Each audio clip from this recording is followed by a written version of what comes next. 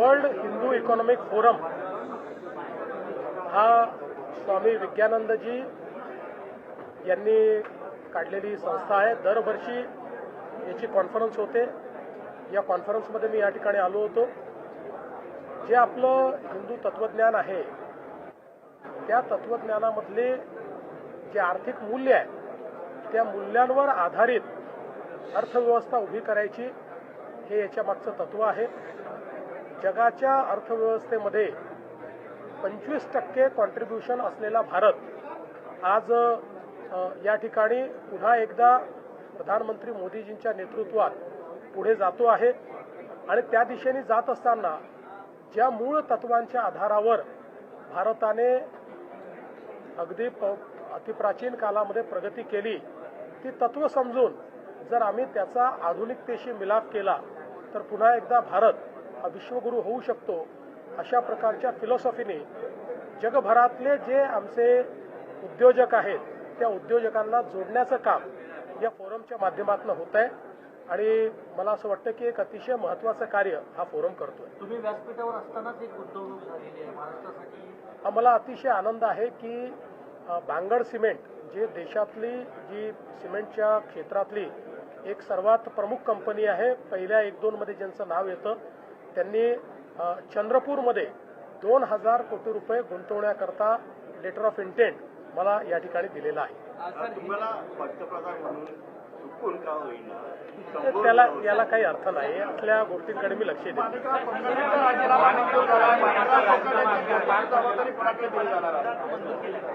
माणिकराव कोकाटेंचा राजीनामा मंजूर करण्यात आलेला आहे आणि त्यांच्या खात्यांची जबाबदारी आता अजितदादांकडे देण्यात आलेली आहे। मध्ये बिबट्या घरात बसलेल्या आहेत, 3 जणांना जखमी केले। त्या संदर्भात लगेच आपली टीम त्या ठिकाणी कार्यरत झालेली आहे।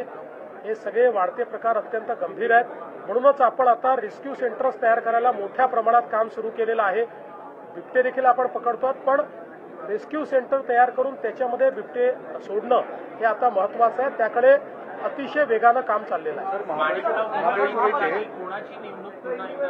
झालं आता सांगितलं। महाबळेश्वरमध्ये एक ड्रग्स पॅकेट मोठं समोर आलेलं आहे महाबळेश्वरच्या इथे आणि त्याच्यामध्ये विरोधकांचं असं म्हणणं आहे की एकनाथ शिंदेच्या निकटवर्तीयांचे त्यांच्या नातेगोत्यांमध्ये हे कारखाने आहेत। इतक्या मोठ्या प्रमाणामध्ये कोकेन महाबळेश्वर पाथरीसारख्या हिल स्टेशनवर सापडलेलं कारवाई होऊन पहिल्यांदा तर मी पोलीस विभागाचं अभिनंदन करतो की हा जो काही त्या ठिकाणी धंदा चालला होता तो पूर्णपणे त्याचा पर्दाफाश करून आणि त्याच्यावर मोठी कारवाई पोलिसांनी केली आहे। या संपूर्ण प्रकरणामध्ये जाणीवपूर्वक राजकीय दृष्ट्या कुठेतरी उपमुख्यमंत्री एकनाथराव शिंदेजींचं नाव आणण्याचा जो प्रयत्न चाललेला आहे तो चुकीचा आहे, तो निषेधार्ह आहे। कुठल्याही पद्धतीनं आतापर्यंतचे जे काही एव्हिडन्सेस आहेत त्यात त्यांचा किंवा त्यांच्या परिवाराचा या ठिकाणी कुठलाही संबंध दुरान्वयानेही आलेला नाही। त्याच्यामुळे मला असं वाटतं की कुठेतरी दिशाभूल करून अशा पद्धतीनं बादराळ संबंध जोडायचा हे काही योग्य नाही आहे। या संदर्भात पूर्ण चौकशी आम्ही करतो। चांगल्या पद्धतीनं चाललेलं आहे। आमचे जे दोन्हीकडचे नेते आहेत हे नेते नीट महायुतीचं जागा वाटप करतायत। मला असं वाटतं या 2 दिवसात ते पूर्ण होऊ शकतं।